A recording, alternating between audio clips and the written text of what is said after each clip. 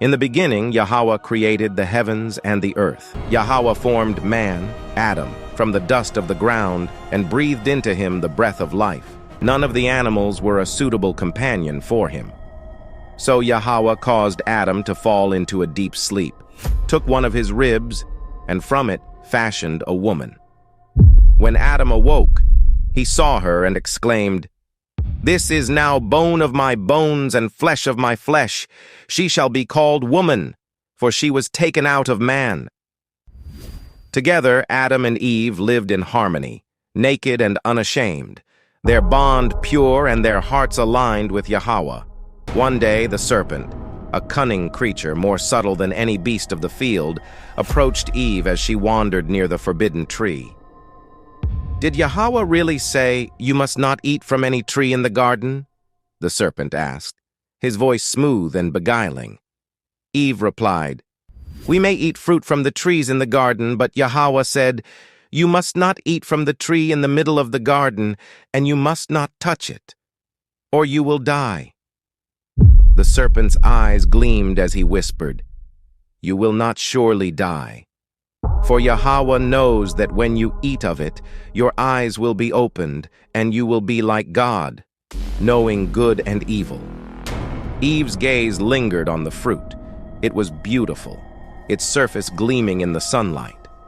The serpent's words stirred a desire within her, a hunger for knowledge and power. She reached out, plucked the fruit, and ate. She then gave some to Adam, who was with her, and he ate as well. In that moment, their eyes were opened, but instead of enlightenment, they were filled with shame. They realized they were naked and hurried to sew fig leaves together to cover themselves. People right now the reason they are so promiscuous is most of the time because they were molested when they were younger. And that spirit that touched them made them promiscuous or made them homosexual or made them lesbian. Now, that's not everybody in every case. Some people weren't touched, but it's a very small percentage of people that weren't touched. Somebody stole your innocence, and a spirit came and made you hyper aroused when it shouldn't have been there at the age of 5 years old. When you deal with the demonic, you're going to find out the demonic deals with the mind more than anything. The enemy's plan is to change your mind into the same mind that they have. So a lust demon gonna want to make you think like a lust demon. Prideful demon is gonna make you want to think like a prideful demon. So you got to understand that the demonic psychology is that you got to study the way demons influence the mind.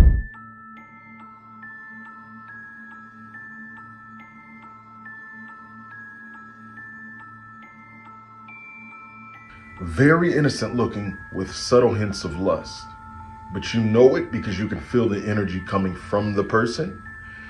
I want you to hear me very, very carefully. Don't be deceived. Anytime the enemy tries to draw you away from God, he'll use something that your flesh many times is attracted to, not all the time, because sometimes he's trying to bring up new temptations, but the Bible talks about that we're, and speaking of humans in general, drawn away by temptations of our own flesh. So that's what the enemy will focus on many times. If the enemy understands that you know how to identify a direct spirit of lust, there's a good chance that he's not always going to send that. He'll send something that looks subtle, something that just wants you to be a listening ear at the middle of the night at 3 a.m. Listening ear to something that's going on at 12 a.m. You know, something like that. Try to catch you in the wee hours of the night. Lust is a portal and its energy doesn't end. I want you to get a good look at this spirit right here, and I want you to look how it's a portal. Even notice how the inside looks like an eye. One of the key ways that this spirit enters in is through the eye gates. You see something, you stare at it for too long, and then you start lusting over it. And it has you in a trance. It has you hypnotized. The power that this spirit is exuding is pulling you in deeper, deeper, deeper. I've said this a million times. Lust is the energy of hell. The Bible says the eyes of man are never satisfied, so it is with hell. Just as the love of God is the energy of heaven, holiness is the energy of heaven. Holiness is the atmosphere of heaven, as lust is the atmosphere of hell. This is not a pit that you want to fall into. Hence why Proverbs 7, speaking of the adulterous woman, it speaks of her house being the doorway to hell. This story is case of Samson and Delilah. So Samson was this super strong dude, right? Chosen by God to save the Israelites from their enemies, the Philistines. He wasn't just hitting the gym. His strength was literally a gift from God. But here's the catch. His power came from a vow to never cut his hair. Think of it like spiritual Wi-Fi with no hair, no signal type thing. Now, Samson wasn't exactly known for making great decisions when it came to women. Enters Delilah. She was beautiful, charming, and plot twist, working for the Philistines. They offered her a nice chunk of change to figure out the secret of Samson's strength. I guess loyalty wasn't her thing. Delilah said to Samson, "Babe, what makes you so strong?" And Samson, thinking he's funny, gives her a fake answer. "If you tie me up with fresh bowstrings, like I'll be as weak as any other man." So what does she do? She ties him up while he's asleep, kind of weird, right?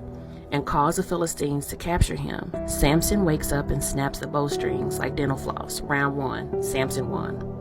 Delilah tries again, batting her eyes and whining, "Samson, you're embarrassing me in front of the Philistines. Please tell me your secret." Samson, still not getting a hint, gives her another fake answer. This happens a couple more times. You'd think Samson would figure out she's bad news, but nope. Finally, Delilah pulls out the ultimate guilt trip. "If you really loved me, you tell me your secret." And boom, Samson folds. He spills the beans. "It's my hair. Cut it off and I'm toast." What does Delilah do? She waits for him to fall asleep. Again, dude must have been a heavy sleeper or something. And has someone shave off his hair. When the Philistines show up, Samson tries to fight them, but without his hair, his strength is gone. They capture him, blind him, and throw him in prison. A lot of people who read about Samson in the book of Judges probably blame Delilah for his downfall.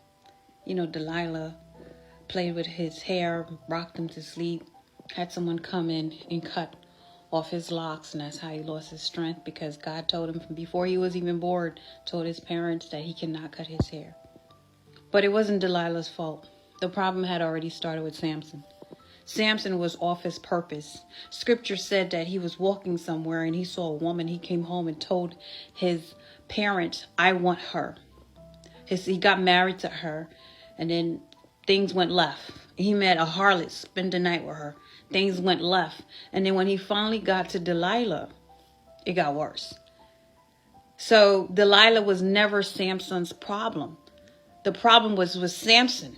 He was off his purpose. His priorities went astray. He lost his focus. So Delilah was able to distract him because he was not on his purpose. We can all agree that women and their bodies have always been commodities and sources of pleasure and exploitation for patriarchal cultures. Starting from the 20th century, in television, films, commercials, and music videos, sexualization and objectification of women became an increasingly growing trend. Today, across television, billboards, glossy pages of magazines, and social media, we can see hypersexualized and unrealistically perfect female forms.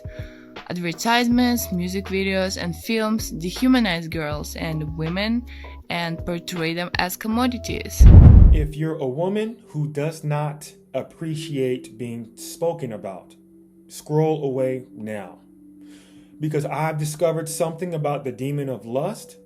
It's very controversial, but it's true. So the name of the demon of lust is called Asmodeus.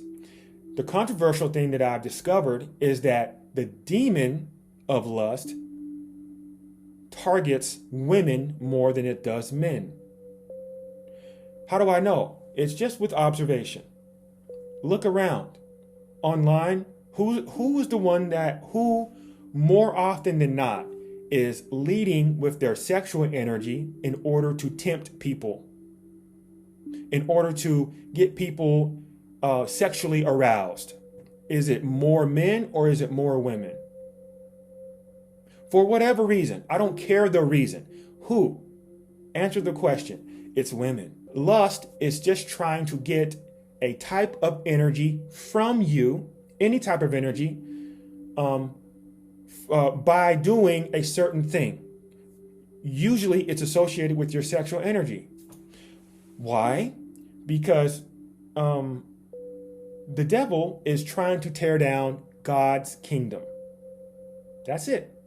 And God's kingdom, first and foremost, it starts with the head of the house, the man. So tearing down the head of the house has to occur through his most prized possession, his wife, his woman, the woman. So if the projection of lust is through a thing called temptation. Okay, temptation. When a woman is shaking her ass, bouncing her, clearly leading with her sexual energy, this is an indication that she is possessed with the demon of lust. And she is projecting that onto other people. People, predominantly men, for a myriad of reasons. More often than not, she wants views or she wants his money. So it's definitely an agenda being pushed. There's definitely something going on when it comes to the over-sexualization in society.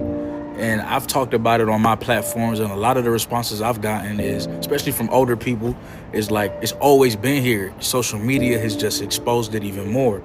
And I definitely agree with you. However, I don't think it's ever been this bad. Like, what we're facing nowadays is unbelievable. Not just social media, but in real life.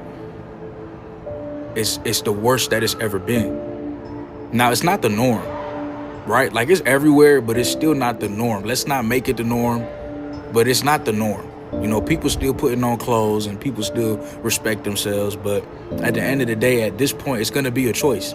It's going to be either you want to dress a certain way, you know, and whatever, or you don't. It's either you want to cover yourself up or not. It's either, for men, it's either you want to watch things that you shouldn't be watching. You know, I call it corn, you know, for safe words, but y'all know what I'm talking about, or not.